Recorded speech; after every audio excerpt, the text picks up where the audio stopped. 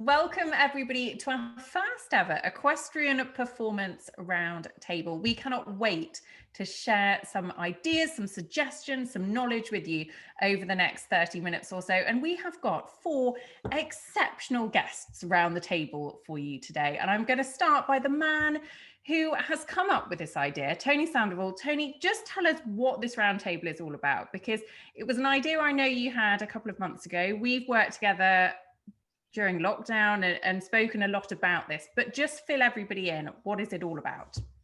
Thanks, Nicole. So this roundtable is basically the start of hopefully a community in where riders can come in and get professional advice, suggestions, ideas on how to properly train, how to eliminate hopefully injuries, and pretty much to have like a source like where they can come in and feel like everything is tailored towards them. All the information is tailored towards making them a better rider and interacting with other people that are also on the hunt for this information. So that way it can be a place where, again, people just come in and feel safe about expressing what they're dealing with, and then they know that all the information that they're getting is coming from credible sources. Yeah, absolutely. And I am sure there is going to be some healthy discussion about all of you, because you all have different expertise and different areas of interest as well. Tony, for anybody that hasn't come across you, Coach Sando, I always want to refer to you as Coach Sando. Tony sounds very unnatural coming off my tongue. Just tell us a bit about you. You're based in Kentucky. Mm-hmm. Yes, so I am a Kentucky-based strength and conditioning coach, and I specialize in equestrian sports performance, and I've been doing that for about 4 years now. And I work from anywhere from pony club, young riders, adult AMI, all the way to professional. And I have worked with various disciplines on trying to get them to improve their riding by keeping them healthy, safe, strong, and then helping them create some routines that'll get them in the right state of mind. So I don't want to say mental training or anything that has to do with sports psychology. It's more about how to go about becoming more consistent with their performance. Yeah, that's very fair. Jenni Douglas, you are based in the UK. As we're literally from all 4 corners of the world. I think the world doesn't have corners. You know what I mean. Jenni, you are based in the UK. You are Event Fit Rider Performance. Just tell us a bit about yourself as well. Thank you, Nicole, and thank you, Tony, for inviting me on today. Yes, so my name is Jenni. I am a senior lecturer in sport and exercise science at a university in Gloucestershire. But I also own Event Fit, which is an online equestrian sports performance platform. And very much like Tony, it's based around sort of strength conditioning services.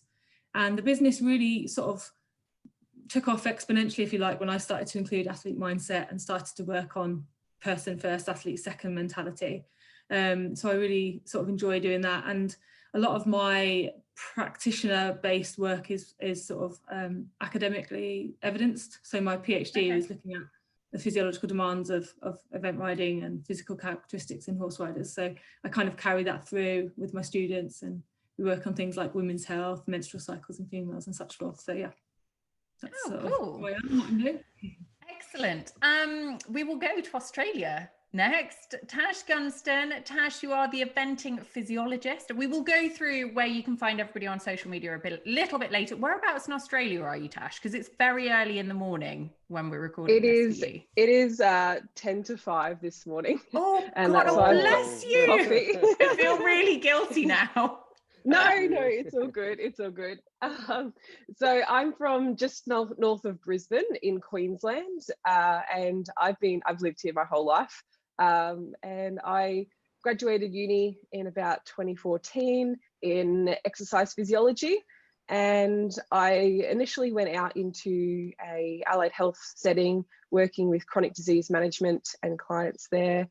And then just recently have combined my 2 loves of my job and equestrian and eventing, and created a rider biomechanics based business as well as exercise prescription for clients to help them improve themselves in the saddle and out of the saddle, because I think it's really important to do both.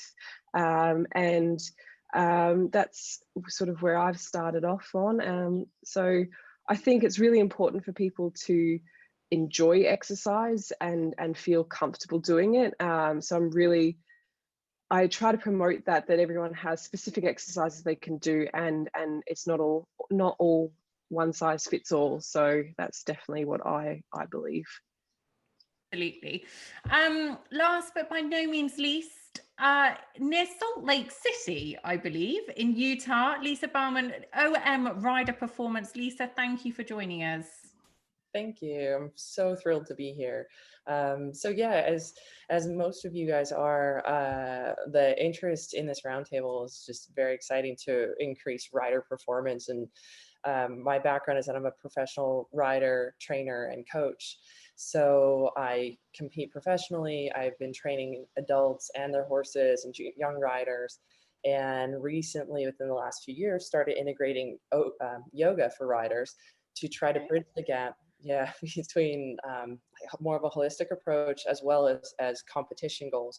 Because a lot of times what we were finding was that there are rider or horse imbalances, and looking for ways to try to balance that out for long-term partnerships. Most riders and trainers are quite broken, and so we're trying to have a more preventative approach to, again, a long-term situation. So I'm really excited.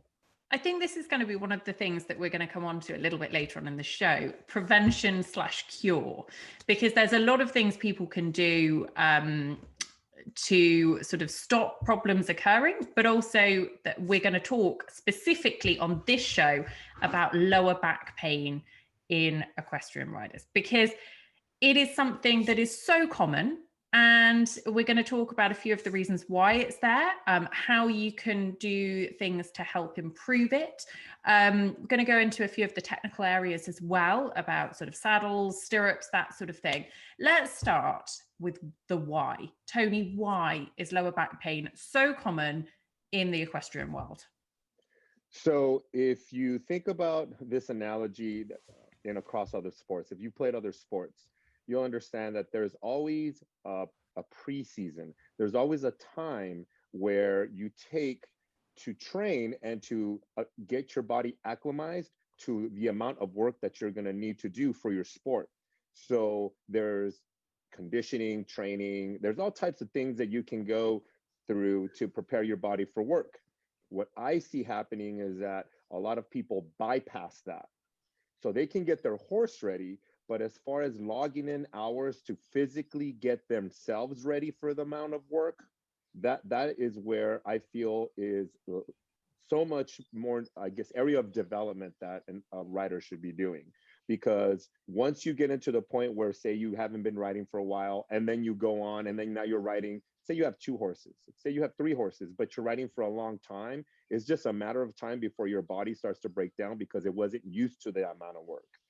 So there is no proactive approach, because there's no back pain, that means I'm fine. But there's no thought process onto how do I stay fine? How do I prepare myself just like a horse would? It's not like a horse goes from getting turned out to getting, okay, let's come on in, tack you up, and now you're off and running.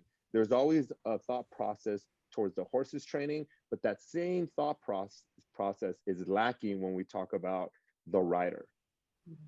Yeah, absolutely. And actually, you mentioned we would never dream of just getting our horses in from the field and just going, right, I'm off to a competition, right, without the necessary preparation. And yet we do it with ourselves. We wouldn't necessarily warm up ourselves for a competition. Tony, I know that's certainly one of your key points, but we would always do it for our horses. And Lisa, I'm sure you have seen this in your career, that if somebody has something and they just think, do you know what, something's not quite right with their horse, there's a niggle, but they can't quite put their finger on it, they get the appropriate person out to come and have a look in the blink of an eye. And if it's themselves, they just put up and shut up, don't they?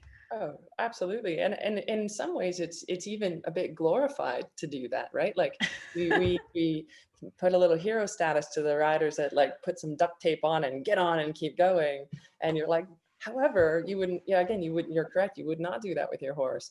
I also think it's quite reflective on a day-to-day basis. You know, having a training program, and you watch your riders, and the riders literally, they're going through their head like, I was late, my boss yelled at me, and blah, blah, blah, blah. They get on the horse, they just go straight to riding. They warm their horse up for 15 minutes every ride, but they themselves have done nothing prior to getting in the tack to prepare for their ride.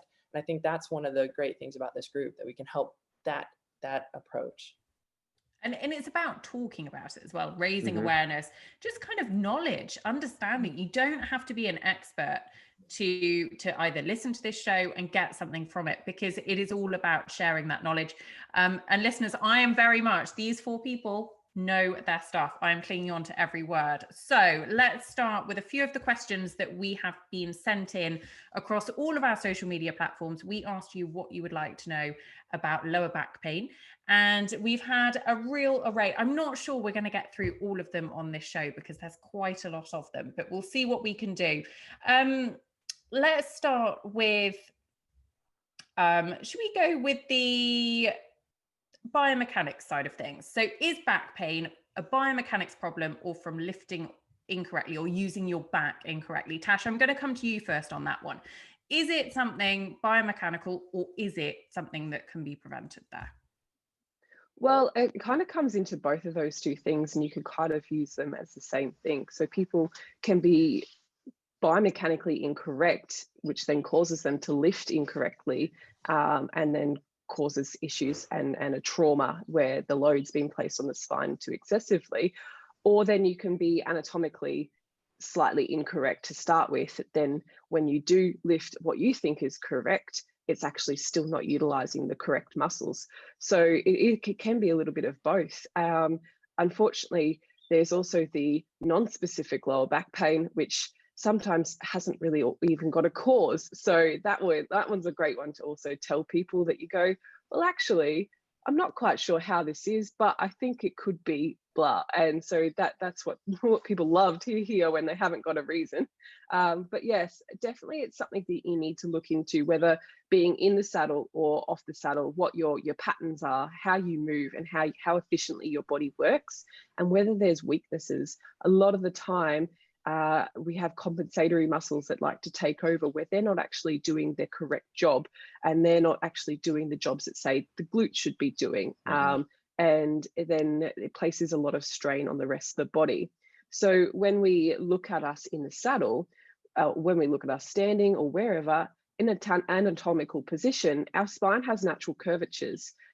So we have a curvature at the cervical spine, we have a curvature through the thoracic spine, the opposite direction, and then a little one down through the lumbar. And what can happen is we can have excessive or exaggerated curves, or we can be a bit too straight through the spine as well. And then that can affect in each individual vertebrae, and then the discs underneath them that then loads up and is supposed to be our shock absorbers. So when we look at us in the saddle, our discs are supposed to be there for absorbing the motion of the horse and creating a perfect picture and a perfect position in the saddle.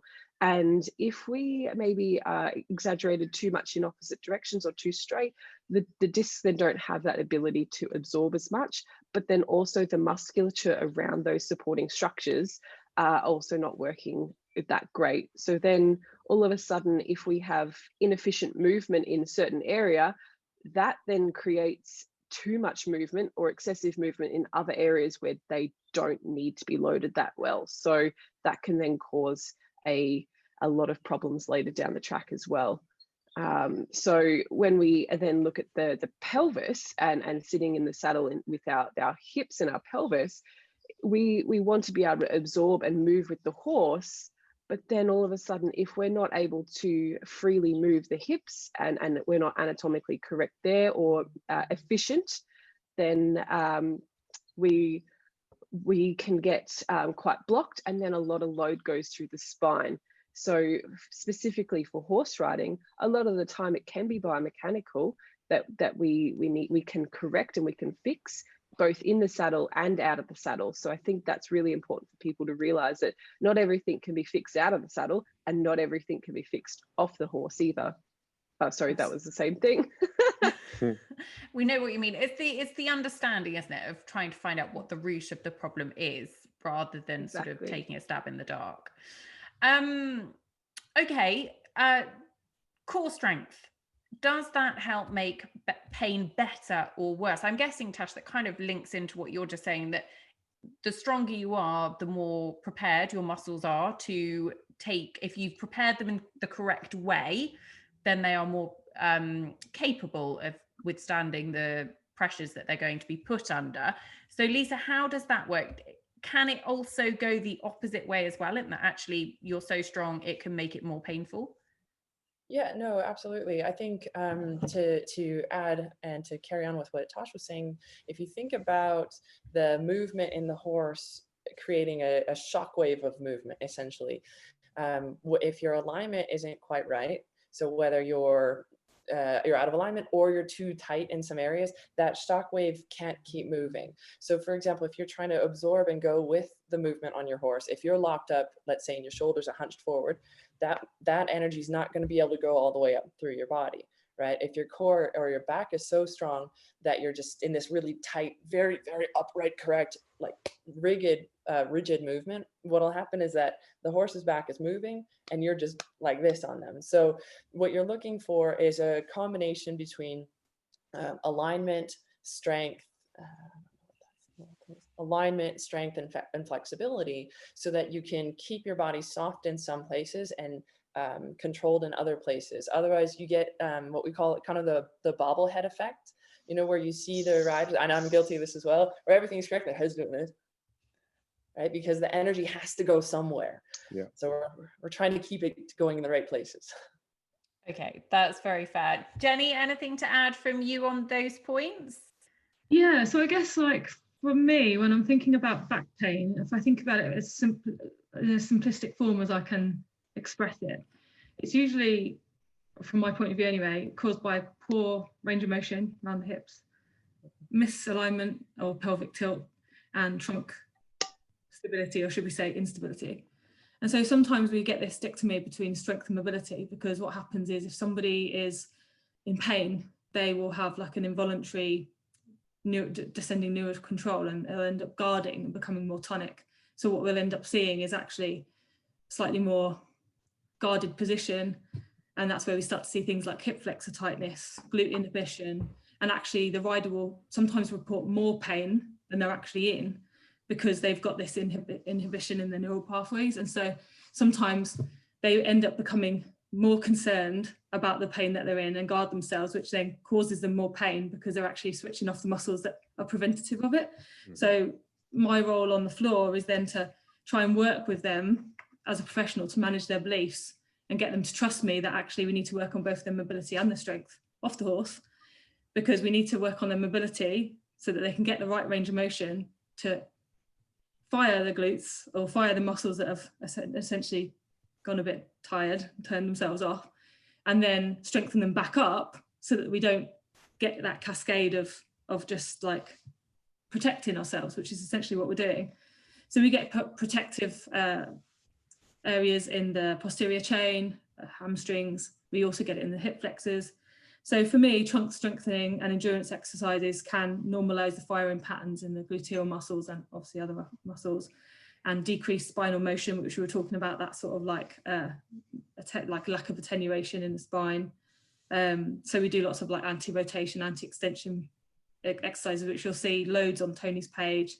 You'll see loads of examples of these types of exercises that you can do. So we really want to make sure that we've got spinal control, and we do that in different ways depending on your athletic development or where you are in your athletic development. And some of it is that attenuate, that absorption of force and the ability to learn how to do that. And it's quite difficult to learn how to do that when you're on something else that's moving and you're more worried about not falling off of it. And that's where practicing those patterns of absorbing force through the ankles, knees, hips, and elsewhere. So things like, you know, landing mechanics and things, and Tony and I have talked about this a lot. And so sometimes that athletic preparation, it doesn't have to be so complicated. It's sometimes a little bit more simple than we express, I think, sometimes. So for me, it's about giving you good range of motion in your joints, making sure you're nice and strong, and actually supporting you through that process, because if you're hurting, you're going to guard and it's going to hurt even more. So it's just about really working with that person and getting them through the first stages, and not going gung-ho. Oh, you've got back pain, let's go straight for the heavy core stuff. And maybe we need to get them a bit more mobile first before we go in there guns blazing with the strength stuff. Definitely. Absolutely agree. Okay then, so if somebody is having issues with their back, obviously they're in some pain. The idea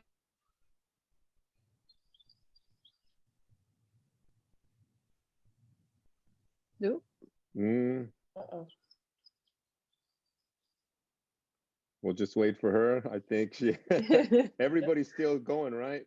Yeah. Yeah. Okay. Yeah. I'm sure Nicole will figure it out. Everybody was making great points. Yeah. Everybody was making amazing points. I don't know. I think until we wait with her, I think everybody's in consensus that when we talk about biomechanics, Lisa's points about energy absorption, or being able to have this ability to have the tools needed to ride properly. Jenni was obviously pointing out all the things that we needed to do or what has to happen within the body, within the organism to be able to ride. We can all agree it's all about preparation. Right. The riders are very, very quick to point out, it must be the saddle, it must be my stirrups, it must be something, but never look at what we all are saying in our own ways. Preparation. Can you do A? Can you do B? Can you do C? Because when you start doing this sport, it has a certain level of requirements physically that people that have been bypassing for a long time, because it's a cultural thing. I'm the newest person into this field, but when I look in with fresh eyes, I go, wait, it is a badge of honor to follow what your trainer has done, which followed what their trainer had done. But now we are living different. We are on mobile phones more. We are at computers, watching TV. So the same organisms that are present now were not the same organisms that the trainers that they learned this strategy from had been probably passed on this information. Now it's our, I think, responsibility to say, okay, now that doesn't work. Now, in order to prevent all of these things that are going on, we have to be able to physically prepare off saddle, learn the right biomechanics of movement within your own body. Can you do some basic squatting, lunging, pressing, pulling, carrying heavy stuff? Going with a trainer that understands the process or the level that you are at physically. That way they can prescribe you the right type of program that you should be going through in what physical abilities you have. That way, with preparation and great training, you're gonna, at the end of the day, be a little bit more, be set up for success. Does that make sense? Mm-hmm. Yeah, no, absolutely. Definitely. I think, and when you look at other sports around the world, and you've got the institutes of sports that are so proactive about the next best thing and the next research and the next scientific thing that's going to improve your performance. Our sport's definitely a bit more lacking in that, and it's a little bit frustrating sometimes as someone that is so passionate about that, then to go, why aren't we so proactive? And you're right, we're definitely a traditional based sport that we go, well, our coach did that, or our mum's grandmother did this way, so this is how we do it. But also then you look at our sport and we don't ever switch off. So we ride, say, 45 minutes an hour, and that's our training. But then we've got to tack up beforehand and hose off afterwards. We're cleaning stables constantly. We're all the other yard work and facility work also is loading on our body as well. And we don't tend to care about that, or we don't tend to care about how we're doing things off the saddle as well, with just things that we need to do because of that's guarantee, or that's what we have to do with our horses. We have to look after them as well.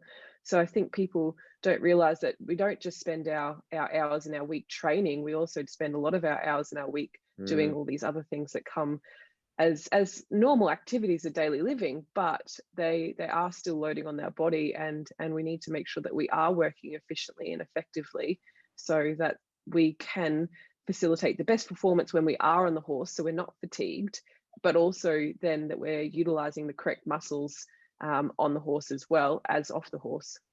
Yeah. No, Hey, Nicole. I've come back. Sorry, team. Sorry. Sorry to cut you I off, had a Lisa. slight technology fail, and I have resorted to my phone. So sorry about that. I missed that completely, but I'm sure it was very brilliant. But to catch me up, so have you done the back support bit, or have we? Did we move on? No, we're talking about our own thing. Yeah. Oh, that's fine then. That's fine. No worries. Okay. Is there a place for back supports, or is it better to get to the root of the problem, Tony, and fix it? Well, I think, since I was just saying, I'm the one with the least amount of riding experience in this group, but from talking about back supports, if I bring the experiences that I had from other sports, putting a Band-Aid on a bullet wound is just a matter of time before it all goes bad. And I hate to always sound very negative as far as what the habits are of riders and what they try to do to, I think Lisa made a point, to duct tape themselves together to be able to ride. There has to be a more thought out process onto what your body's trying to tell you, and how to really translate that into actions that you can take. If you need a back support to be able to ride, your brain is sending you messages that you're in pain. So while you're covering up one bullet wound with Band-Aid, there's going to be another one that comes up, and then another one, because you're just patching up holes, and more are just going to come out because you're not identifying the problem that the brain is telling you something is wrong. We're going to start shutting off muscles. So, okay, you gave one group of muscle support. Now we're going to have to now adjust for that and maybe start messing around with something else, either up the chain or below the chain, right? Because the body can't just work by stabilizing like that for long. You might get away with it for one lesson because the body didn't have time to make the proper adaptations and compensations. But if you keep riding with that support, believe me, the body will win every single time. The brain will win every single time, and find other ways to help make you do that move. But it's not going to be the most efficient. It's not going to be the safest. It's just going to be because the brain doesn't want you to die. And I know I'm going to the extent, but that's what the brain thinks. It only has a couple of real big duties: keep you alive, procreate. It doesn't think about how your riding is going to be and how you look like during dressage or when you're on, when you're doing any other type of activity. All it thinks about is those two, and how can I make those two things happen? Yeah.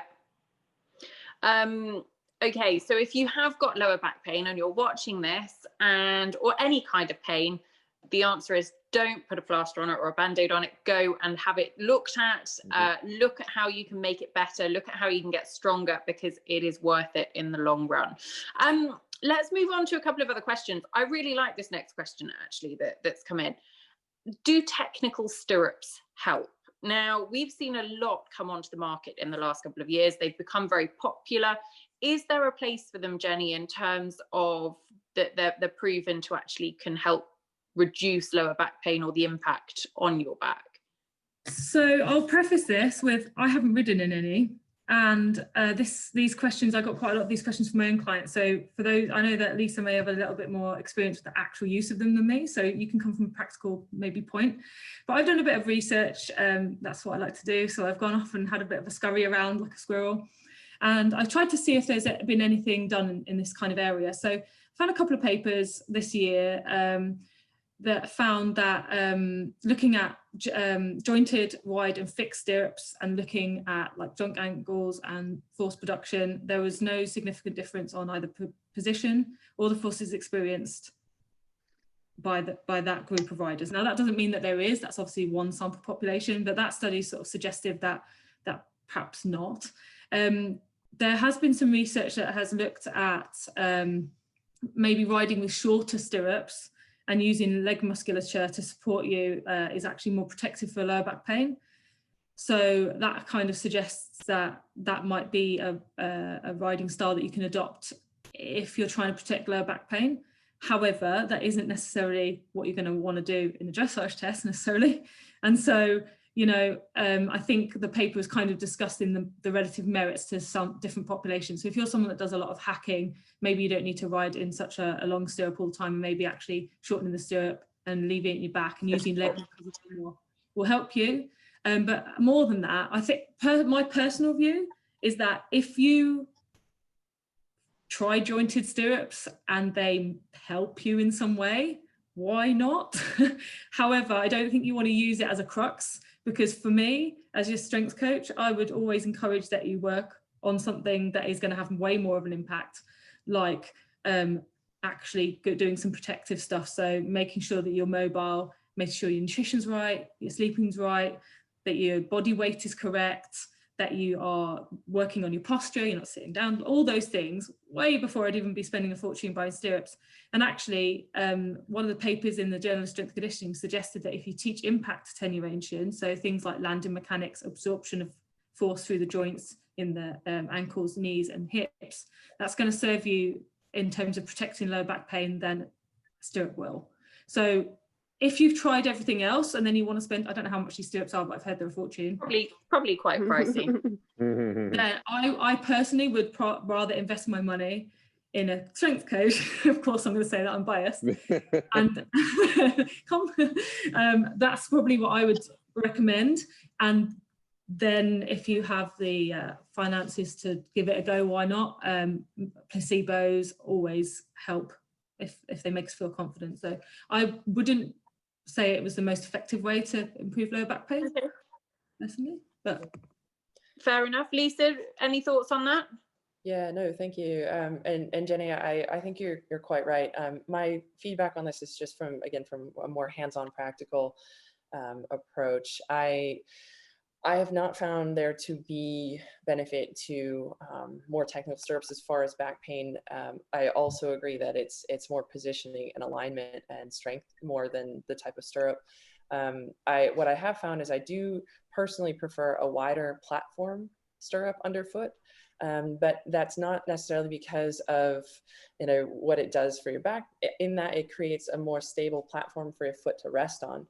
So that helps you maybe have better alignment rather in the tack. I'm quite anti the jointed stirrups for the same reason.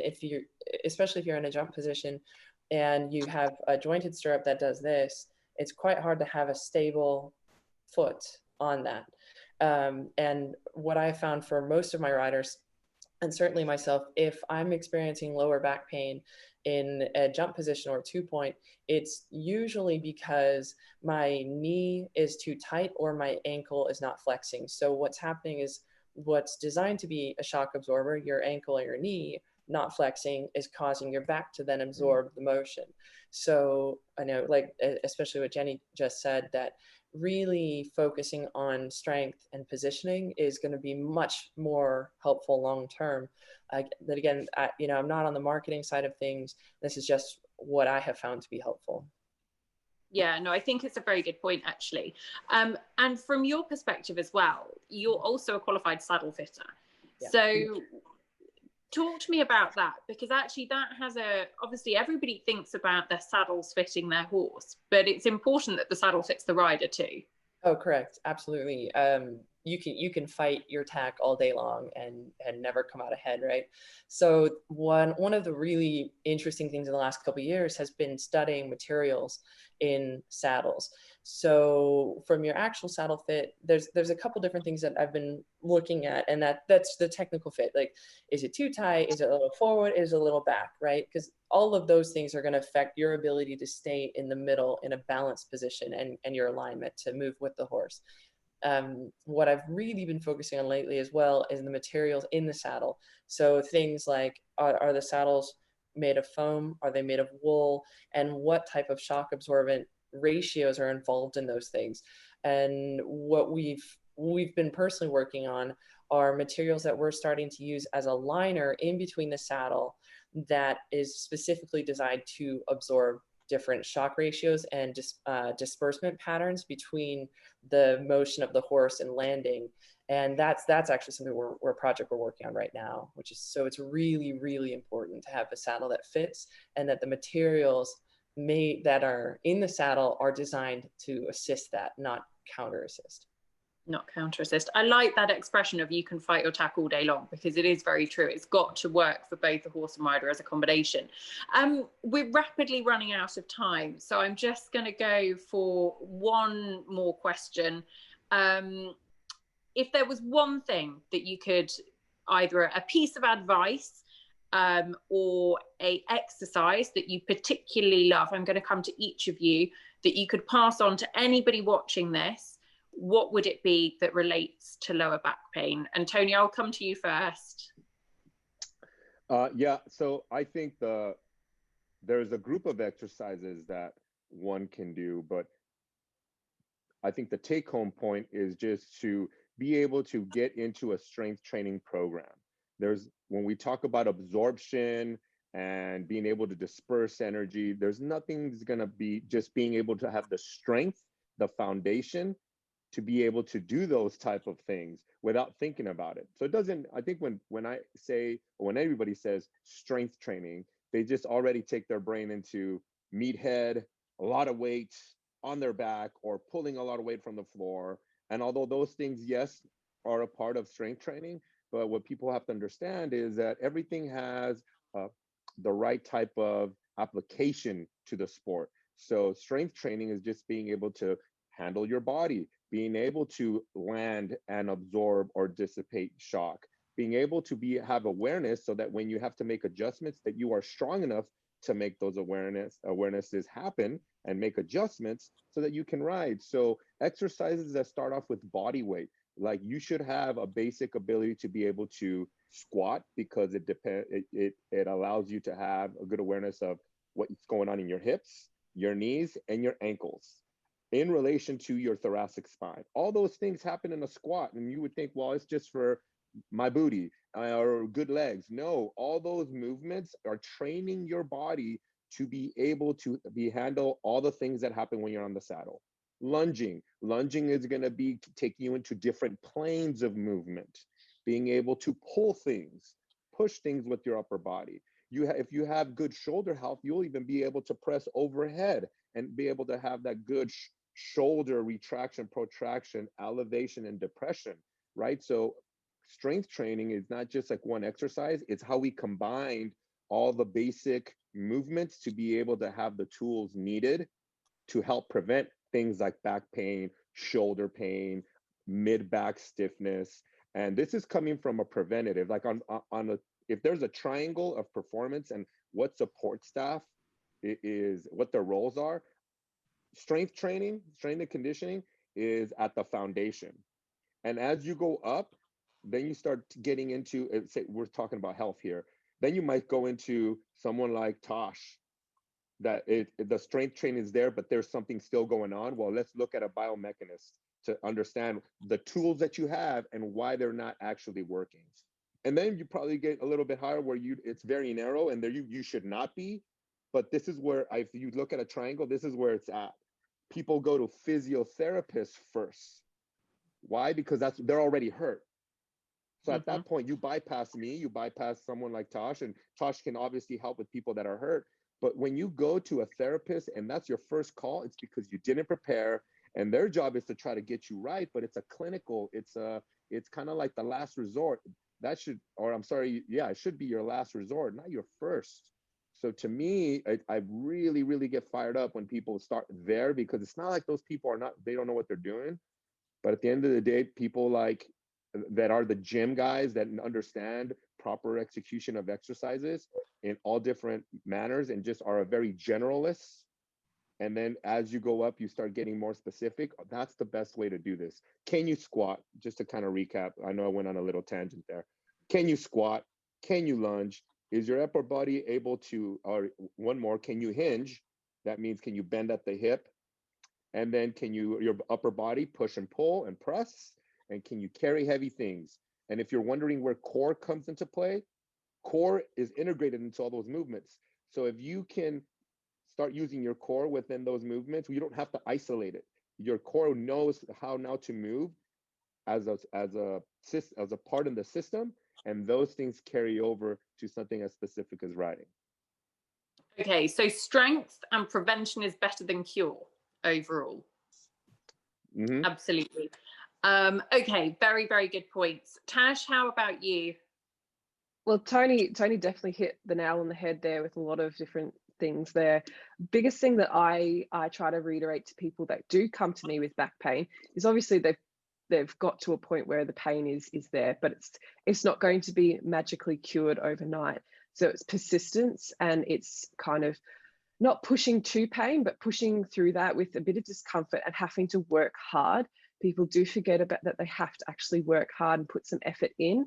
But yes, definitely trying to realize that it's going to take a lot longer to overcome patterns that might have been occurring for years and years and years, to then put the work in and then take a few months, or even up to 12 months, even longer, to actually continue to adapt. But also from that you never stop adapting. Unfortunately, as we do get older, things start to change anyway, but we continually have to adapt with our body and adapt to the changes that are made through our physiological changes, but also our environment as well. But then from that also, biggest thing I try to reiterate to patients when they do come in to see me for back pain is facilitating movement. A lot of the time people go, oh, my back's sore, I'm stopping moving, I'm going to put my feet up, I'm going to go lay in bed for days and days and days. So then all of a sudden their muscles are atrophying over their whole body, not just in their lumbar spine or where the injury is, and they don't then facilitate movement. They become more stiff, less agile. So the big thing that I do is just try to generate and facilitate movement back into their body. And that doesn't have to be specific core strengthening or spinal strengthening. That can just be getting them going for a walk within their capabilities, getting them to do a few passive stretches, and just trying to facilitate that. Also going from what Tony said, definitely the big thing is teaching people to correctly engage their core, but that doesn't mean giving them core exercises and doing Pilates. That means getting them to engage their core whilst they're doing functional activities that they do day in, day out without even thinking about it. So they become more subconscious and more effective with their engagement of the correct muscles and improve their overall function. Yeah, I think that's a brilliant point. And I love the hard work. That as much as we would love there to be a magic wand, there isn't yet. Not yet. Not yet. Working on it. Jenni, how about you?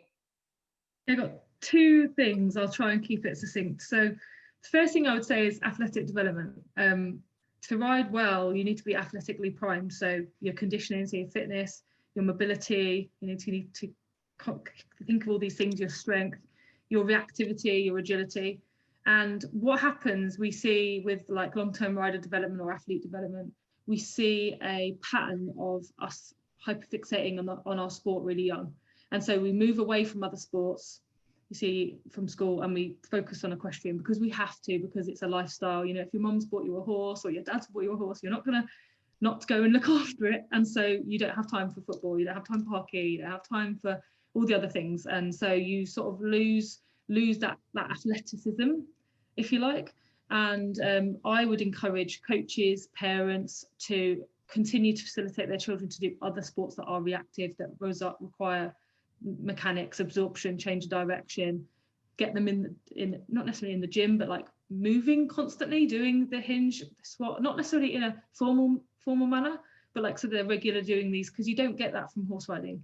And I think it's really important, not just for lower back pain, for general health going forward. So we know that increased time in the saddle and increased time doing yard tasks causes asymmetry, and we know that asymmetry causes back pain. So if you're not doing something to offset that, and if you have a period between the age of 10 and 20, and then suddenly you turn 20 and decide you're going to become a gym addict, you've lost 10 years of athleticism that is going to be really hard for you to retain. So that's my first one, keep your kids active, not just on the horses. Secondly, would be to really consider the exercise versus training approach, because it's a really hard thing, I find, for riders to get their heads around, because they go through this kind of not bipolar, but you know what I mean, like yo-yo fads.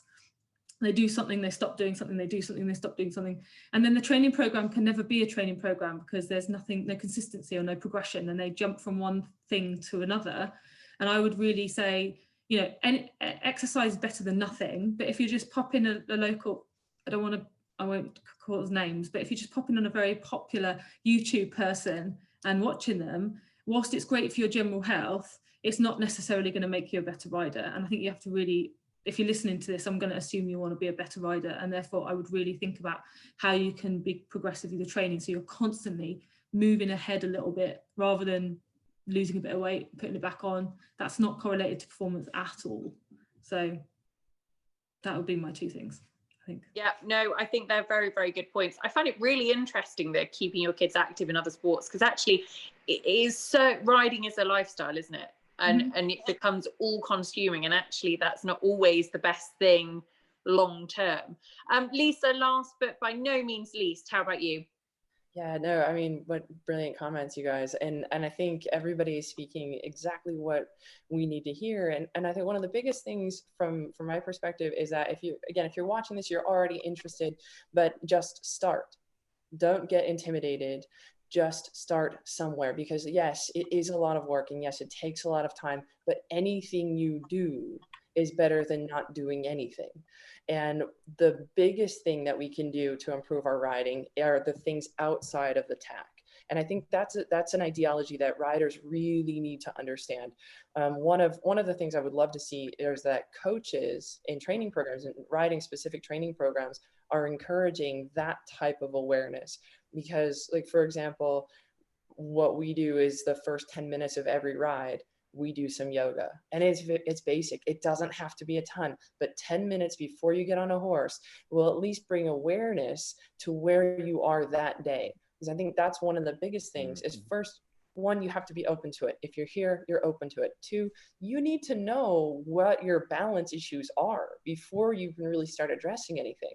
So a very simple, not necessarily easy, simple thing you can do before you hop on your horse is stand upright, nice and tall, close your eyes, lift one foot out in front of you. Put that one down, lift the other foot. You're going to find that one of them is easier than the other, you know, or stand there, put your arms out, twist, and then twist back, and you're going to find one arm comes farther back than the other. And that doesn't take 20 minutes, but that will change the way that you think of your body, and it'll change the way that you ride your horse. Because what you're going to find is whatever shoulder of yours doesn't come back is probably the direction that your horse doesn't turn as well. And all of a sudden, then you're calling all the people on here to go, so it turns out my horse doesn't turn around. It's my fault. My fault. You know? Yeah. So just start there. And then we go down the rabbit hole with all of us, because we'll be on next time too. We'll have all sorts of more ideas. I do you know what? I think you have hit the nail on the head of that. Everybody has to start somewhere, and whether this is something that has interested you for years and something you're really passionate about, whether you've just got a bit of lower back pain and you want to make it better, whether you're a rider who wants to improve their performance because you want to get better and you want to improve your horse, all of those things come together. Everybody starts somewhere. So if you are interested, anybody on this group, I'm sure would love to hear from you. I'll very quickly just go round. I think they'll be on the screen at some point as well, but just tell everybody where they can find you on social media.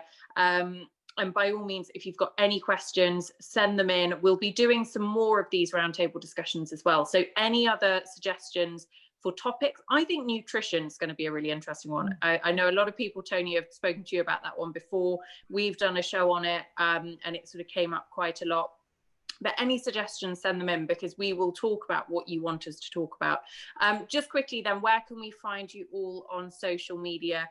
Tash, I'll start with you.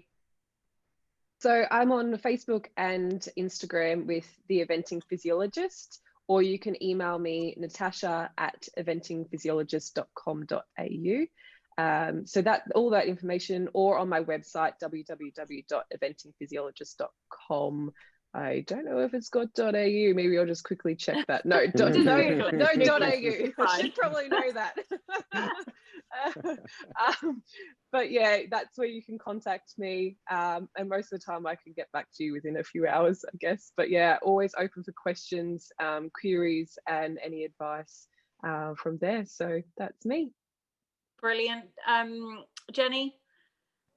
You can find me on www.eventingfit.com. I'm also on Instagram and Facebook at eventfit_rider.performance. And you can email me at Jenni, JENNI, @eventingfit.com. Brilliant. Lisa? You can find me at OM Riding, or OM Riding, if that's easier to remember. So the website is www.omriding.com. On Facebook, Instagram, email Lisa@OM Riding, and pretty attached to social media, unfortunately. So I'm pretty quick. Aren't we all? Aren't we all? Tony, how about you? You can go to my website, www.coachsandotraining.com. and on Facebook and Instagram at Coach Sando Training. And my email is tony@coachsandotraining.com. And before I leave, I just wanted to say that last question and how we all came together and addressed different points. In my head, I'm always thinking, oh, I should have said this. And I felt like everybody was saying the things that I was thinking but didn't say, but that's why I was thinking, this is why I wanted to get this together, because everybody brings in the ideas that for some reason don't make it out of my head. And I feel like supported, if that makes any sense. And maybe getting into my feelings a little bit, but it's like, it feels awesome that everybody here thinks in a similar way, in the sense of we're all trying to help riders stay healthy and ride better. I think it's something that we need to see across the industry, isn't it? Collaboration over competition. Of course, we have to compete for competitive in an actual competition, but that's we're all in this together, everyone. And I think again, this comes back to riding is different to other sports. It is dangerous. There is an element of danger to it, and everybody respects that. And there aren't many sports that you would go in and find competitors most of the time generously sharing opinions about the way how things on a cross-country course ride and different lines and what they think about this. And that is something that is brilliant about equestrian sports, and something that we really want to embrace. And so we want to make this a real community. Go and find everybody on social media. I'm at Nicole Brown Media, NicoleBrownMedia.com. Please don't send me any fitness performance questions, because I'm only going to send them to these guys. But by all means, you're more than welcome to come and say hi. But guys, thank you all so much. Tashi, I'm so sorry that we got you up so early in the morning. It's been a very long day now. It was worth it. Yeah, I got to go feed some horses and go to work. There we go. It is all for the greater good. A huge thank you to you all, and a huge thank you to you guys at home for watching. We hope you've enjoyed it. There is more where this came from, so get in touch with any one of us with your suggestions, and we'll be back very soon. But for now, the first equestrian performance roundtable has come to a close. Thanks for watching.